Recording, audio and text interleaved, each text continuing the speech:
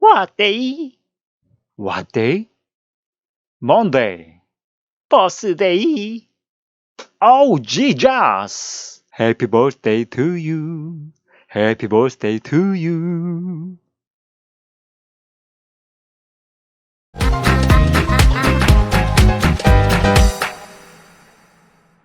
어서오세요. 국어의 모든 건 나란말씀입니다. 네, 방학이 다 끝났습니다. 그죠?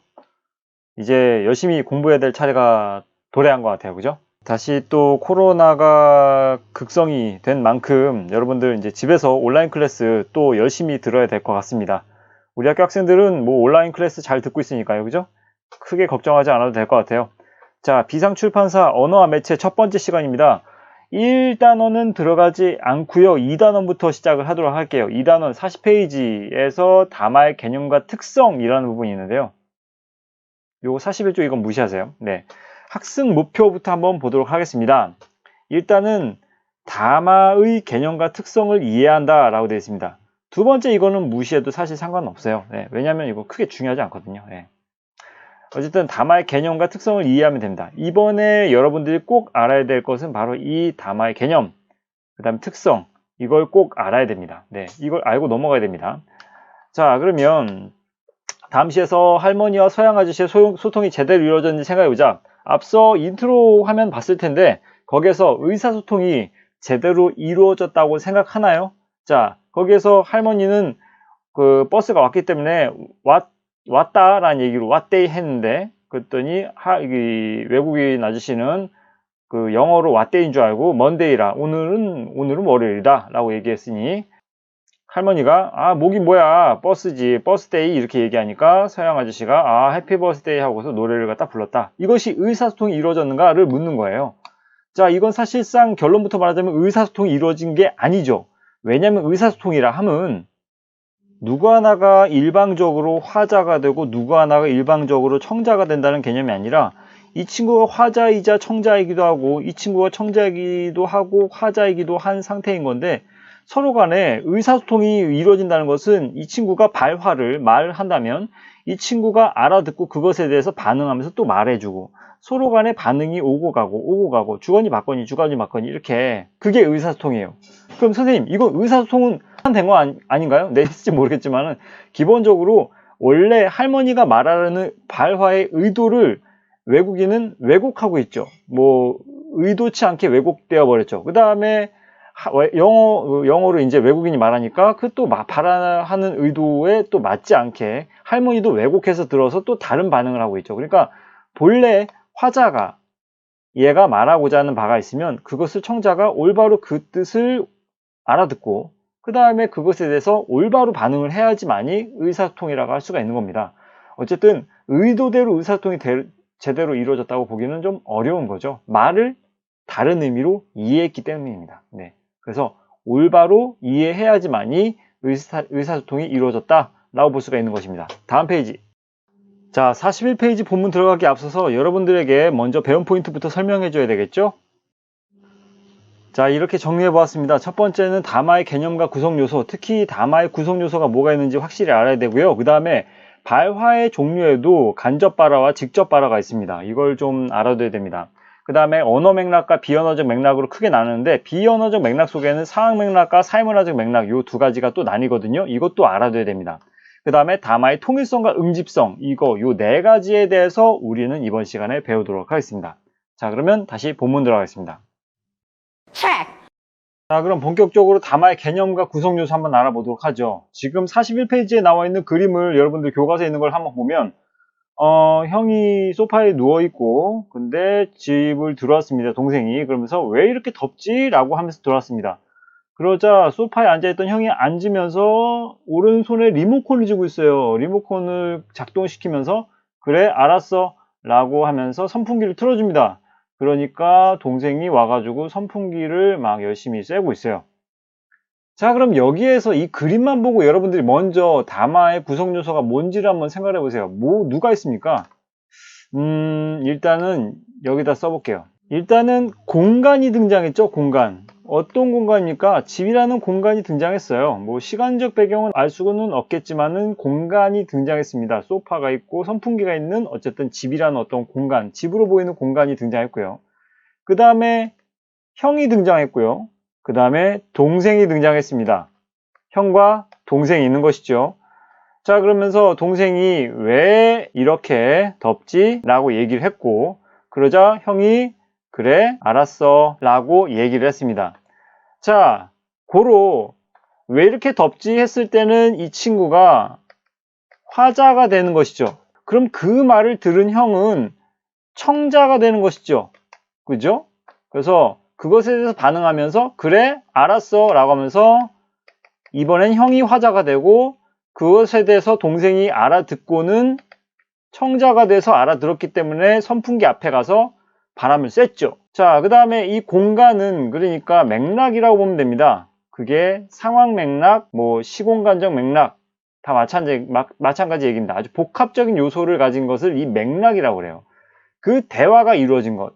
그 다음에 이게 일종의 발화죠, 발화. 완결된 문장이 음성적 언어로 실현되어 밖으로 나오는 걸 발화라고 합니다. 지금 선생님이 계속 말하고 있는 게 이것 자체가 다 발화예요. 그러니까 형도 동생도 물론 동생이 먼저 발화를 했고 그것에 대해서 형이 알아듣고 같이 그것에 대해서 반응하면서 발화를 그래 알았어라고 얘기한 것이죠. 때문에 이 담화라는 개념은 구성 요소가 뭐가 있냐면요. 첫 번째가 맥락이 존재해야 됩니다. 시공간이나 어떤 맥락, 상황적 맥락이 존재해야 되고요. 두 번째, 화자, 청자가 존재해야 됩니다. 그러니까 화자가 두 번째 요소라고 한다면 세 번째 요소는 청자가 되는 것이고 네 번째 요소는 거기에 메시지가 있어야 되겠죠. 발화라는 메시지가 있어야 됩니다. 주거니 받거니 하는. 알겠죠? 그게 담화입니다. 자, 그러면 이런 생각을 가질 수가 있어요. 자, 이렇게 시공간적 배경이 존재합니다. 어떤 방 안에 대낮에 사람이 하나가 있습니다. 그리고 뭐라고 쌀라쌀라 얘기는 합니다. 혼자 아무도 없이. 네, 이러면 담화가 성립됩니까? 안 된다는 겁니다. 왜요? 이유 알죠? 청자가 없기 때문입니다. 여기 화자가 있다면 청자까지 존재해야 담화가 성립이 되는 것이죠. 이 쌀라쌀라가 발화라고 한다면 화자와 발화와 청자까지 존재되는 것이죠. 근데 어떤 친구는 저는 다른 사람들에게는 보이지 않지만 저만이 볼 수 있는 영혼의 친구가 있는데요? 라고 한다면 그저 자, 어쨌든 청자가 존재함으로써 화자의 밥 먹었니라는 발화에 청자가 알아듣고 발화하여 이 사람이 또 화자가 되면서 응 너는 이라고 얘기하고 또 화자가 청자가 되면서 그래 나도 먹었어 뭐 이런 식으로 반응하는 시공간적 배경이라는 맥락과 그 다음에 화자와 청자와 그 다음에 요 발화 요 네 가지의 것들이 있어야지만이 비로소 담화라고 볼 수가 있는 것입니다. 무슨 얘기인지 알겠죠? 그래서 딱히 이 부분 그냥 뭐 쭉 한번 읽어보세요. 예, 읽어보면 지금 설명한 내용에 그대로 나와 있습니다. 자, 그 다음에 다음 단락의 이야기는 무엇에 대해서 얘기하는 거냐면요. 직접 발화와 간접 발화에 대한 이야기라는 것입니다. 이걸 한번 설명해 줄 테니 잘 들어보세요. 먼저 직접 발화와 간접 발화에 대한 이해부터 해야 될 것 같아요. 자, 그럼 직접 발화와 간접 발화가 무슨 뜻인지를 설명해 줄게요. 자, 먼저 직접 발화에 대한 설명입니다. 발화의 형식과 의도가 일치하는 것. 즉, 문장의 의미를 있는 그대로 이해하면 되는 겁니다. 형, 선풍기 좀 틀어줘 라고 동생이 이렇게 요청했을 때는 이 말의 어떤 형식이라든지 의도가 다 모두 일치하죠. 그러니까 얘는 그냥 요청의 의미를 가지고 있는 문장을 가지고 있고 그냥 의미도 그렇게 해석하면 되는 거예요. 다른 어떤 속에 숨겨진 의미가 있는지 알아볼 필요가 전혀 없죠. 형 선풍기 좀 틀어줘 그럼 응 알았어 하면 되는 거예요. 그저 선풍기를 틀어달라는 요청만 할 뿐이니까요. 즉 이 문장에는 숨겨진 의도가 전혀 없습니다. 때문에 이건 직접 발화라고 볼 수가 있겠죠. 그죠? 자, 그런데 간접 발화란 발화 형식과 의도가 불일치하는 것입니다. 즉 발화된 문장의 겉으로 드러난 메시지와 달리 숨겨진 의도가 존재하는 것이죠. 이것에 대한 예를 들어볼게요. 이것과 같은 맥락으로 예를 한번 들어볼게요. 그러니까 아까 동생이 이렇게 말했죠. 자, 동생이 왜 이렇게 덥지? 라고 얘기했었어요. 지금 이 문장을 직접 말하로 해석한다면 그냥 이 문장 자체 그 의도랑 똑같다. 문장 자체의 이 형식과 말하는 사람의 그 의도는 완전히 일치한다. 다른 의미가 없다라고 해석한다면 왜 이렇게 덥지? 라고 한다면 더운 이유에 대한 정보를 묻는 물음입니다. 이렇게 더운 이유에 대한 정보를 묻는 물음일 뿐이에요. 때문에 직접 말하로 형이 받아들여서 듣는다면 왜 이렇게 덥지? 라고 했을 때 형은 당연히 한여름이고 그 다음에 지금 대낮이니까 덥지, 오늘 38도래 라고 하고 그냥 선풍기도 안 틀어줘. 그렇게 받아들일 수 있겠죠, 직접 발화를 해석한다면. 하지만 지금 이 동생이 왜 이렇게 덥지? 라고 얘기했을 때는 시원한 게 필요해. 그게 뭐 시원한 물이든 선풍기든 어쨌든 요청의 의미를 가지고 있는 발화를 했다고 해석할 수 있는 게 간접 발화인 거예요. 비록 지금 요 문장을 가지고 얘기한다면 발화의 형식은 어떤 의문, 문을 가진 정보를 요구하는 질문을 하는 형식으로 보여일지 모르지만, 하지만 동생은 사실 어떤 요청, 동생의 의도는 요청이었던 거죠. 선풍기를 틀어달라, 혹은 시원한 물을 갖다 달라 라는 어떤 요청을 말했을지도 모른다는 것이죠. 그래서 발화의 형식은 의문문이었지만 사실 동생의 의도는 요청이었다. 형식과 의도는 불일치하는 것이죠. 다른 예를 들어볼게요. 그 길을 모르는 초행길인 사람이 지나가는 행인이 묻습니다. 근처 마트가 어디 있는지 혹시 아세요? 라고 질문했는데 그 질문을 받은 사람이 이렇게 대답합니다. 직접 발화로 이 질문을 직접 발화로 해석해서 이렇게 대답하는 거죠. 네, 알아요. 하고 가버립니다. 그러면 상당히 황당하겠죠. 그죠? 자, 그러면 이걸 어떻게 해석해야 돼요? 사실 근처 마트가 어디 있는지 아세요? 진짜 아느냐 모르냐. 그러니까 yes or no의 질문이 아니잖아요. 그죠? 뭘 요구하는 겁니까? 정보를 요청하는 거잖아요. 정보를 요청하고 요구하는 거잖아요. 질문을 하는 것이지만 어쨌든 아냐 모르냐의 어떤 판단을 묻는 질문일지언정, 하지만 근처 마트가 어디 있는지 혹시 아세요? 라고 했을 때 간접 발화로 적절히 해석했다면 이 질문을 들은 친구는 이렇게 대답해야 되겠죠.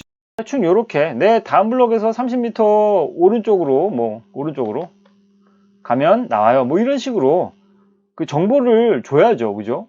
아느냐 모르냐를 묻는 게 아니잖아요. 그죠? 그러니까 숨겨진 의도가 존재한다고 생각하면서 그 문장 그대로 해석하지 않고 그 사람의 말의 뜻을 좀 더 곰곰이 생각하고 그 숨겨진 의도를 해석하는 것, 그걸 어쨌든 간접 발화라고 얘기합니다. 직접 발화로 하려면 이렇게 하면 되겠죠. 근처 마트가 어디 있는지 알려주세요 라고 정보 요청을 요구하면 돼버리는 거죠. 그러면 발화 형식과 의도가 일치해 버리잖아요. 근처 마트가 어디 있는지 좀 알려주세요, 정확하게. 예, 오해 여지가 없이. 근데 근처 마트가 어디 있는지 혹시 아세요? 라고 질문을 했어요. 예, 알아요. 하면 대답된 거 아니에요. 그죠? 직접 바로 해석한다면. 하지만 의도를 해석하고 정보를 요구하는 질문이구나 라고 해석해서 네, 다음 블록에서 30m 오른쪽으로 가면 나와요. 뭐 이런 식으로 해석하는 것을 어쨌든 간접 발화 행위의 어떤 대화 상황 맥락이라고 볼 수가 있겠죠. 자, 그래서 요 내용이 그 내용입니다. 자, 그러면 이거 한번 확인해 보죠. 앞이나 뒤의 발화를 고려해서 밑줄 친 발화의 의미를 파악해 보자. 자, 앞이나 뒤의 발화를 고려하라는 얘기는 여기 발화 하나가 있고 그 다음에 뒤에 발화 하나가 있는 것입니다. 한 문장에 한 발화라고 생각하면 돼요. 이것도 발화 하나, 이것도 발화 하나, 발화 두 개가 지금 있는 것입니다. 그죠? 자, 그렇다면 확인해 봅시다. 왜 이제야 집에 들어온 거야? 라고 질문을 하고 있습니다. 그러니까 상황 맥락을 우리는 추측컨대 밤늦게 들어온 것 같죠. 그죠? 일찍 들어와야만 했었는데 밤늦게 들어왔겠죠. 그죠? 왜 이제서 집에 들어온 거야? 지금 몇 시야? 라고 얘기를 하고 있습니다. 자, 만약에 통금 시간이 있는 아주 엄격한 집안이에요. 엄격한 집안인데 밤늦도록 뭐 친구들이랑 술 마시고 뭐 클럽 갔다가 늦게 들어온 거야. 새벽 3시에 들어온 거야. 근데 그걸 부모님께 들켰어. 그래서 부모님이 이렇게 말씀하시는 거죠. 왜 이제야 집에 들어온 거야? 지금 몇 시야? 이렇게 얘기하는데 그것에 대해서 지금 몇 시인지 시간적 정보를 요구하는 질문이구나. 네, 아버님. 지금 현재 시각 새벽 3시입니다. 그러면 이렇게 새벽 3시입니다 라고 얘기한 것은 직접 바라로 해석했기 때문이죠. 사실 이렇게 지금 몇 시야 라고 질문을 하는 데는 직접 바라를 해석하면 안 되죠. 상황 맥락을 고렸을 때 이건 직접 바라를 해석할 게 아니라 간접 바라를 해석해야 된다는 판단이 우리는 그렇게 굳이 머릿속으로 계산하지 않아도 나오잖아요. 분위기 보면. 그죠? 이거는 간접 바라를 해석해야 될 내용입니다. 그래서 시간 정보에 대한 어떤 물음이 절대 아니라는 것이죠. 의도는 뭡니까? 꾸중이죠, 꾸중. 그죠? 질책. 그냥 요 물음표가 있다 해서 의문문이네. 물음표가 있어. 그럼 나한테 정보를 요청하는 질문인 거야. 그러면 궁금해하는 그 정보를 내가 드려야지. 아버님 3시. 그러면 안 된다고. 의도는 뭐다? 이런 의문문이라는 어떤 형식과는 다르게 꾸중과 질책의 의도를 담고 있는 간접 발화로 해석해야 된다는 것이죠. 알겠죠? 그 다음에 이건 또 뭐예요? 지금 몇 시야? 병원에 3시까지 가야 되는데 늦었다는 얘기죠. 근데 지금 몇 시냐라고 물어봤을 때 이건 간접 발화로 해석할 여지가 전혀 없는 것이죠. 이건 그냥 직접 발화인 거죠. 그야말로 시간에 대한 정보를 묻는, 요구하는, 정보를 요구하는 질문일 뿐입니다. 그러면 지금 2시 반이야. 아직 늦지 않았어. 빨리 가면 돼. 라고 대답하면 되겠죠. 이거는 직접 발화로 해석해야 될 것이고. 그죠? 얘는 간접 발화로 해석을 해야 마땅하겠죠. 그쵸? 자, 그 다음 페이지. 담화의 맥락입니다. 자, 42페이지에 있는 요 그림에 대한 설명은 좀 이따 하고요. 요거 한번 볼게요. 일단 요거부터 한번 읽어볼게요. 담화의 흐름이나 의미 해석이 가장 중요한 영향을 미치는 맥락에는 언어적 맥락과 비언어적 맥락이 있다. 두 가지로 분류할 수가 있다는 거예요. 자, 어쨌든 비언어적 맥락은 상황 맥락과 사회문화적 맥락으로 또 나눌 수가 있는데, 상황 맥락은 의사소통이 일어나는 시간과 장소 등을 포함하는 것으로 담화 주제와 관련하여 누가 어떤 방식으로 관계에 맺고 있는지를 말한다. 자, 그 다음에 사회문화적 맥락은 뭐냐? 의사소통의 참여자들이 공유하는 역사적, 사회적 상황과 이념, 공동체의 가치와 신념 등을 말한다. 이렇게 정리했습니다. 그래서 비언어적 맥락 두 가지. 언어적 맥락 안 했죠? 이거 정리할게요. 언어적 맥락은 뭐다? 담화 내에서 어떤 발화의 앞뒤에 놓인 발화를 통해서 파악할 수 있는 맥락이다. 그러면 그림을 통해서 여기 위에 있는 만화에 대한 설명을 해줘 볼게요. 그냥 만화를 가져왔습니다. 따왔습니다. 자, 이 친구가 춥다고 했어요. 너무 추워 라고 얘기하니까 외국인이 이렇게 말해요. 추워? 그럼 찻집에서 따뜻한 차 한 잔 사줄까? 저기 들어가자 라고 했습니다. 여기에서 언어적 맥락을 찾을 수가 있어요. 뭐냐면 이 저기라는 말이, 저기라고 하는 그 대상이 어디를 가리키는 거야? 라고 궁금해 했을 때 이 상황에서 찾을 수 있는 게 아니라 이 친구의 발화 이 자체에서 찾을 수 있어요. 그죠? 힌트가 어디 있습니까? 그럼 찻집에서 따뜻한 차 한 잔 사줄까? 저기 들어가자 라고 했으니 저기가 가리키는 곳은 어디냐? 바로 찻집이라는 것이죠. 그죠? 때문에 언어적 맥락이라는 것은 아주 간단히 얘기한다면 발화를 통해 파악 가능한 맥락을 언어적 맥락이라고 그래요. 이 발화라는 건 그러니까 이 사람이 말한, 이 외국인이 말한 이 문장, 텍스트 그 자체 내에서 힌트를 찾을 수가 있잖아요. 직접적인 힌트가 여기 제시가 되어 있잖아요. 이게 언어적 맥락이에요. 그냥 그 문장을 통해서, 그 텍스트를 통해서 파악이 가능한 게 언어적 맥락입니다.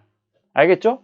이 적이라는 말이 가리키는 대상이 무엇인지는 이 문장에서 다 나와 있잖아요. 따로 이 언제, 어느 시간대에, 어느 장소에서 그랬느냐, 그거를 묻지 않아도, 그걸 굳이 따지지 않아도 그저 이 문장 안에서만 찾을 수 있기 때문에 이건 언어적 맥락이라고 하는 거예요. 알겠습니까? 자, 그 다음에 여기서는 사회문화적 맥락이 등장합니다. 자, 여기서 사회문화적 맥락이라는 것은 뭐냐면요. 요즘에도 그렇게 크게 통용되는 부분은 아니라 생각해요. 선생님 개인적으로는요.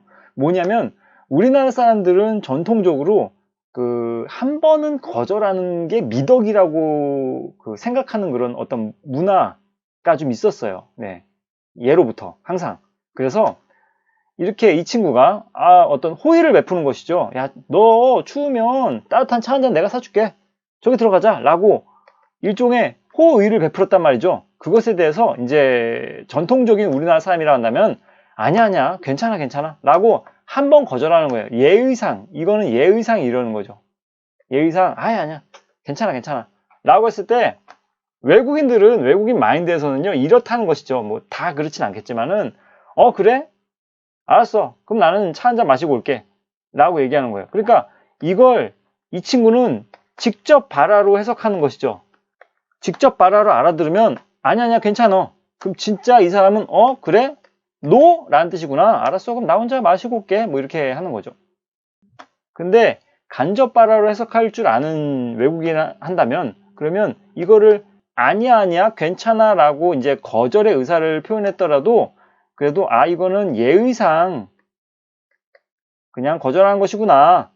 그러면 한 번 더 요구하자. 아니야 괜찮아 내가 쏜다니까 그냥 따라와 너 지금 춥다며 라고 다시 한번 권유할 수 있어요. 네, 알겠습니까?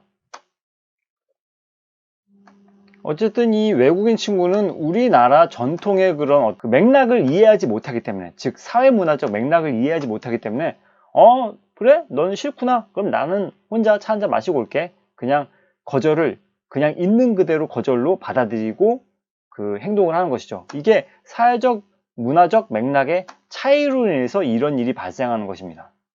자, 그 다음에 마지막으로 이건 뭐냐면요. 상황 맥락입니다. 상황 맥락에 관한 얘기인데요. 자, 어떤 상황 맥락을 고려해야 되냐면요. 일단은 요 날씨가 추운 날씨예요.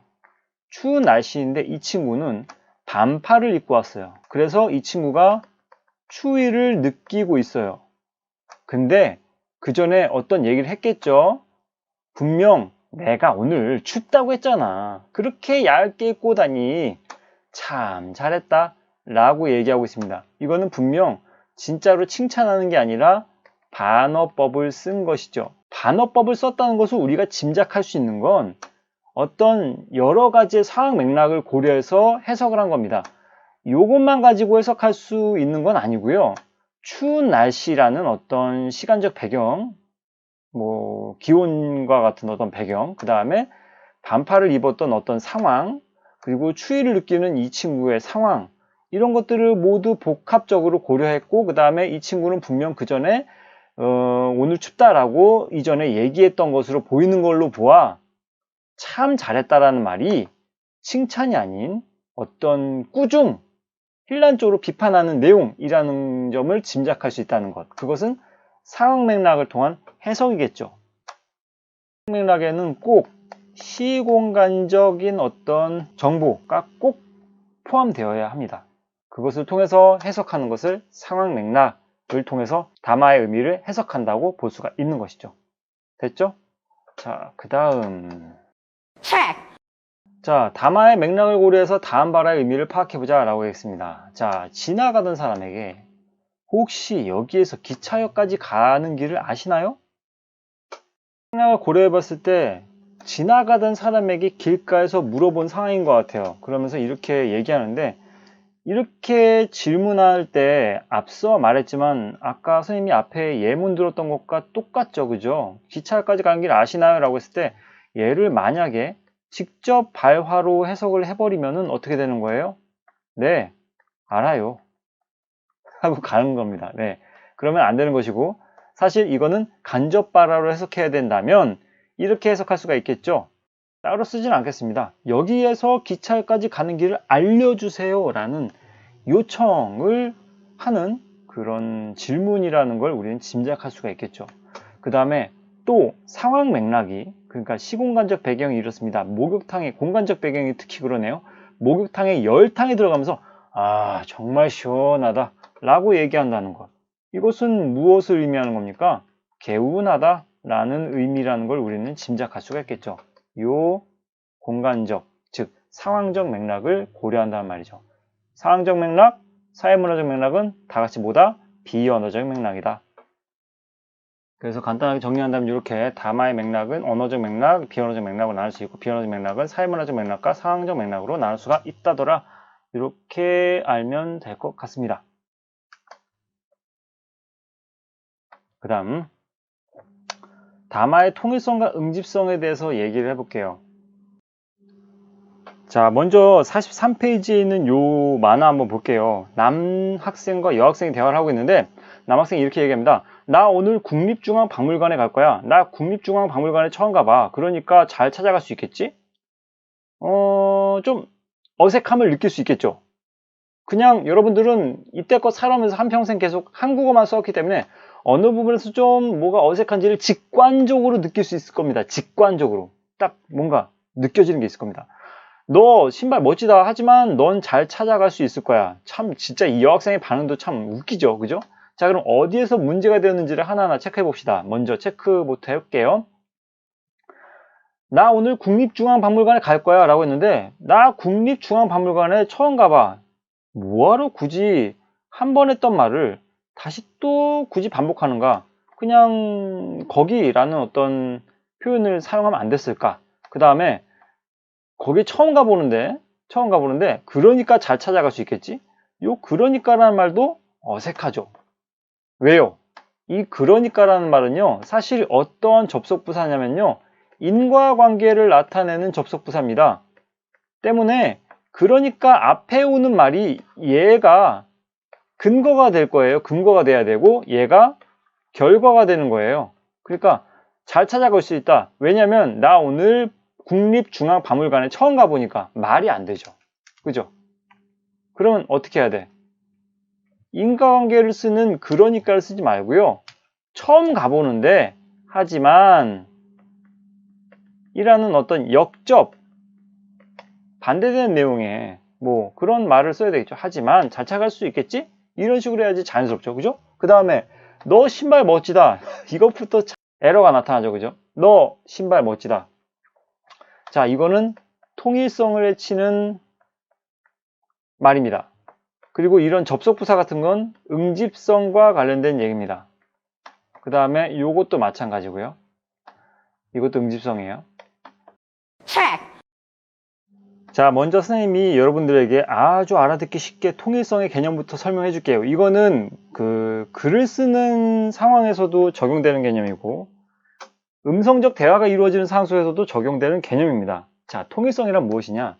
먼저 글로 치자면 이런 거예요. 하나의 글이 있다고 칩시다. 자, 한 페이지에 글을 작성하려고 하는데 여기서 주제를 뭘로 잡았냐면은 대기오염의 심각성에 대해서 주제를 잡고 뭐 제목을 따로 짓고 그 다음에 대기오염의 상황에 대해서 얘기하고 그 다음에 이것에 대해서 문제 제기를 하고 문제 제기가 상황이겠죠. 자, 그 다음에 그것에 대해서 해결책을 제시하고 그 다음에 요약 정리 강조하면 될 것인데 근데 여기 중간에 대기오염에 대한 얘기만 계속 나오면 통일성이 있는 거예요. 근데 여기에 중간에 갑자기 엉뚱한 게 들어와요. 뭐냐면은 학교 폭력의 문제의 내용이 여기에 중간에 갑자기 쏙 들어갔다 칩시다. 이거는 통일성을 해치는 것이죠. 이게 들어감으로 해서. 알겠습니까? 때문에 간단히 말하자면 통일성이라는 것은 만약에 설정한 주제가 있다면 글의 주제든 아니면 누군가와 얘기하는데 말의 주제든 대화하는 주제든 간에 그 주제가 만약에 대기오염의 심각성을 했다면 여기에 있는 모든 문단, 문장, 모든 것들이 다 이 주제를 향해 가야 된다는 얘기예요. 오로지 다 주제를 향해서만 몰려야 된다는 얘기죠.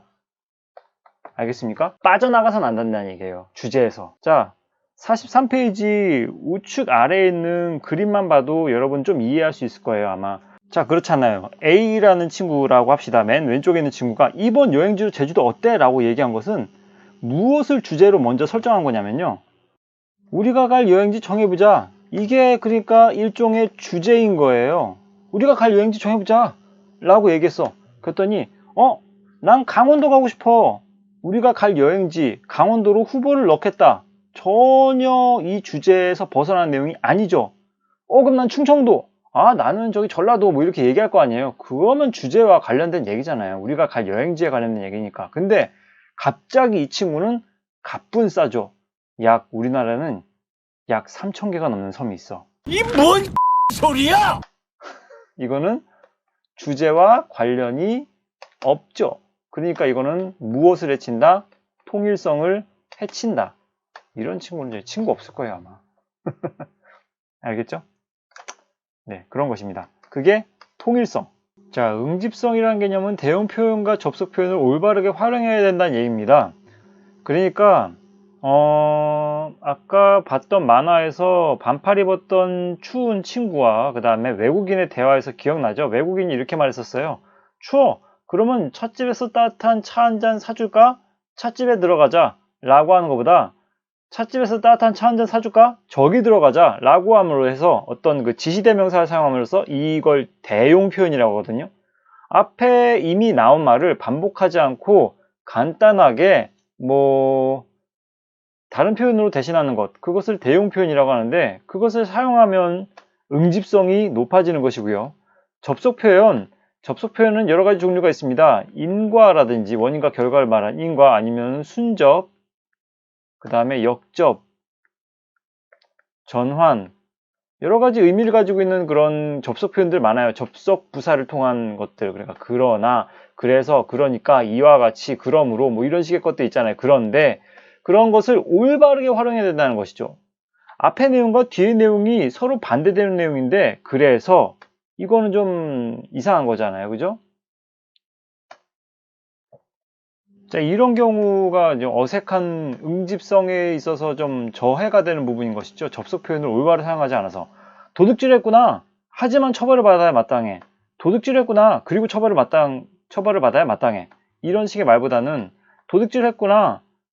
그랬기 때문에, 그러므로, 그래서 처벌을 받아야 마땅해 라고 하는 게 좀 더 자연스럽겠죠. 그죠? 네, 그런 식으로 접속 표현을 올바르게 활용해야지 어떤 긴밀성을 얘기하는 거거든요. 문장과 문장 간에 좀 더 오밀조밀하게 한 덩어리처럼 긴밀하게 붙는 성질, 그걸 응집성이라고 해요. 그게 아주 문장이 깔끔해지거든요. 네, 그것에 대한 얘기를 하는 것입니다. 그래서 이 말은 쭉 한번 읽어보면 되는 거고요. 다 그게 선생님이 지금 얘기한 내용에 대한 설명인 겁니다. 자, 그러면 이걸 고려해서 통일성, 응집성 고려해서 이 발화들이 자연스러운 담화가 되도록 고쳐 써보자 라고 얘기하고 있어요. 그럼 고쳐보면 되겠죠, 그죠? 자, 한번 봅시다. 자, 일단은 통일성을 파악하기 위해서는 무엇부터 먼저 체크해야 된다고 선생님이 얘기를 했을까요? 주제가 뭔가를 생각해야 되는 거예요. 근데 요리사가 주제를 먼저 제시했어요. 주제가 뭐다? 오징어 손질법, 이게 주제예요. 이걸 얘기해 줄게요, 이걸 알려드릴게요 라고 얘기했단 말이에요. 그럼 오징어 손질법과 관련되지 않은 것은 다 버려야 돼요. 봐봐요. 오징어 손질법 알려드릴게요. 먼저 몸통과 다리 분리해 주세요. 오징어 손질법 맞죠? 그러나 이건 이상해요. 그죠? 그리고라고 하는 게 좀 더 응집성이 맞겠죠. 순서에 따라서. 그리고 껍질을 벗기세요. 껍질을 벗기는 것도 오징어 손질법과 관련되죠. 그 다음에 오징어에는 타우린 성분이 많아요. 이거는 오징어의 성분에 대한 얘기인데요. 오징어 손질법과 관련된 내용이 아니니까 어떻게 해야 됩니까? 얘는 삭제해야 되겠죠. 그리고 칼집을 내주셔야 됩니다. 이렇게 하면 되겠죠. 그러면 제대로 한다면, 자, 오징어 손질법 알려드릴게요. 먼저 몸통과 다리를 분리해주세요. 그리고 껍질을 벗기세요. 그리고 칼집을 내주셔야 됩니다. 뭐 이런 식으로 한다면 아주 자연스러운 담화가 되도록 고친 것이 되겠죠. 그죠? 자, 그러면 여기까지 하도록 하고요. 다음 시간에 예고할까요? 문장의 짜임과 활용 들어가도록 하겠습니다. 도움이 되었다면 구독과 좋아요 부탁드립니다. 감사합니다.